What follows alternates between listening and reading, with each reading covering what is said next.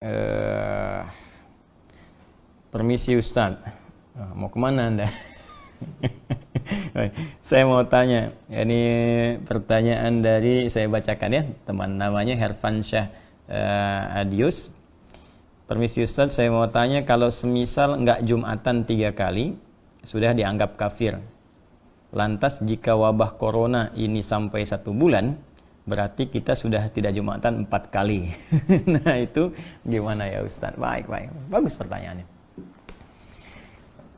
Memang ada keterangan dalam satu hadis yang diriwayatkan salah satunya oleh Imam Abu Daud.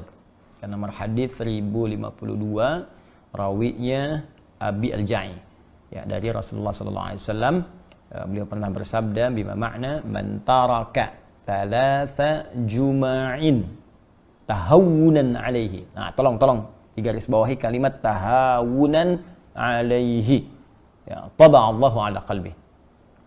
Siapa yang sengaja meninggalkan Jumat sebanyak 3 kali karena meremehkan itu, tahawunan alaihi itu menganggap ringan, remeh. Nah, jadi kasusnya sengaja meninggalkan Jumat. Nah, bukan karena ada sebab tertentu yang secara syariat dia boleh mengganti Jumat dengan zuhur. Ingat ya, bukan sengaja meninggalkan Jumat karena ada sebab tertentu sehingga dia mengganti Jumat dengan zuhur. Nah, kasusnya berbeda. Maka di hadis ini dikatakan siapa yang sengaja meninggalkan Jumat sebanyak 3 kali karena meremehkan, menganggap ringan ibadah Jumat itu, maka taba'allahu ala qalbi. Allah akan menutup, memberikan cap kepada hatinya. Ya, taba'a sama dengan khatama. Ya, sama dengan Al-Baqarah ayat ke-7 itu ketika Allah mengatakan khatamallahu ala qulubihim wa ala sam'ihim wa ala absarihim ghishawa wa lahum adzabun azim. Maka diancam oleh Allah Subhanahu wa taala, hati-hati. Ya, nanti kalbunya bisa tertutup. Ya, kalau kalbu tertutup, pada akhirnya sulit menerima informasi. Nah, bukan hanya informasi-informasi yang dimaksudkan kebaikan-kebaikan, tapi pada puncaknya sulit menerima nur Allah Subhanahu wa taala. Karena itu kalau dengar azan ke telinga sudah nggak mempan lagi, nggak peduli dengar azan. Lihat orang ke masjid sholat sudah tidak ada kecenderungan untuk bisa mengikuti. Bahkan puncaknya ada yang anti. Awas, hati-hati nih. Hati-hati, puncaknya anti. Ya, mohon maaf, ya, azan jadi komplain, lihat orang salat jadi sewot. Nah, sekarang padahal ada tempat misalnya yang aman, ya, boleh jadi tidak ada isu virus di situ, tiba-tiba ikut komentar tutup masjidnya misalnya. Nah, ini aneh nih, saat masjid buka Anda tidak ada, ya, saat masjid sekarang ada corona ramai Anda minta ditutup, padahal orangnya nggak pernah ke masjid misalnya. Nah, itu juga hal yang penting untuk kita dudukkan dengan cara yang baik. Jadi yang dimaksud kondisi sekarang corona ini kondisi yang berbeda yang dimaksudkan hadis yang tadi.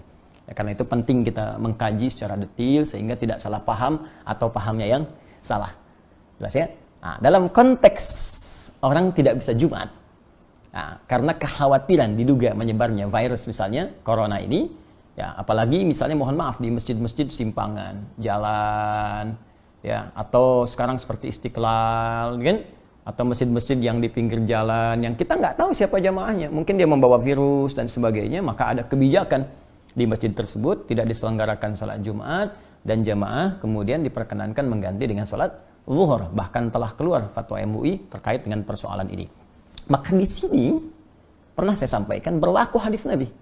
Ya, idza maridal 'abdu aw safar kutiba lahu mithla ma kana 'alaihi muqiman sahiha.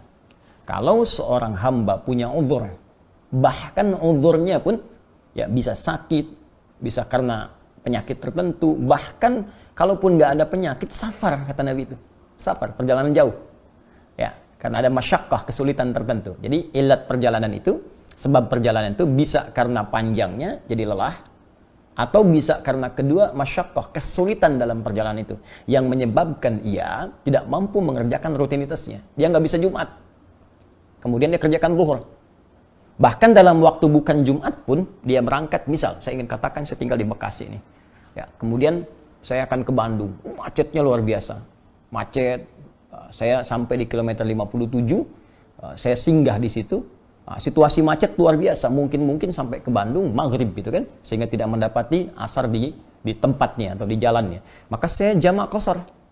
Ya, saya gabungkan zuhur dengan asar, saya persingkat jadi 2. Itu dalam situasi jamak qasar pun, kata Nabi, Anda mendapatkan pahala sempurna seperti Anda biasa kerjakan sebelumnya dalam rutin. Jadi kalau Anda biasa ke masjid, dapat pahala ke masjid.